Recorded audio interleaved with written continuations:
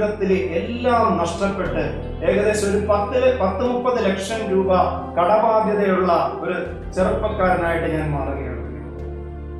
ജീവിതത്തിൽ എന്ത് ചെയ്യണമെന്നൊന്നും അറിയില്ല. എല്ലാം തീർന്നു, അക്കൗണ്ട് എല്ലാം കാലിയായി, ചെയ്തിരുന്ന ബിസിനസ്, നല്ല രീതിയിൽ പോയ ബിസിനസ് തകർന്നു. ഞാൻ പലപ്പോഴും ചിന്തിച്ചിട്ട്, ദൈവമേ, ഞാൻ എല്ലാ ദിവസവും പള്ളിയിൽ പോകുന്നവനാണല്ലോ, ഞാൻ പ്രത്യേകിച്ച് തെറ്റൊന്നും ചെയ്യുന്നില്ലോ, മദ്യപിക്കുന്നില്ല, സിഗരറ്റ് വലിക്കുന്നില്ല, മോശമായ ഒരു ജീവിതം നയിക്കുന്നില്ല എന്നൊക്കെ, എന്തുകൊണ്ട് എനിക്ക് ഈ ഒരു തകർച്ച വന്നു എന്ന് ഞാൻ പലപ്പോഴും ചിന്തിച്ചിട്ടുണ്ട്. പക്ഷേ ഞാൻ പിന്നീട് പല ധ്യാനങ്ങൾ കൂടി, ജപമാല കൂടാതെ വന്നൊരു പ്രാർത്ഥനാലയമുണ്ട്. ആ പ്രാർത്ഥനാലയത്തെ ഞങ്ങളുടെ പ്രിയപ്പെട്ട ഒരു സഹോദരൻ, പ്രാർത്ഥിക്കുന്ന ഒരു സഹോദരൻ ജെയിംസ് ചേട്ടനാണ് എന്നോട് പറഞ്ഞത്, ഒരു ദിവസം ഈ ജപമാല കൂടാതെ വന്ന് പ്രാർത്ഥിക്കാൻ. അങ്ങനെ എൻ്റെ മാതാപിതാക്കളാണ് അത് തുടങ്ങിയത്.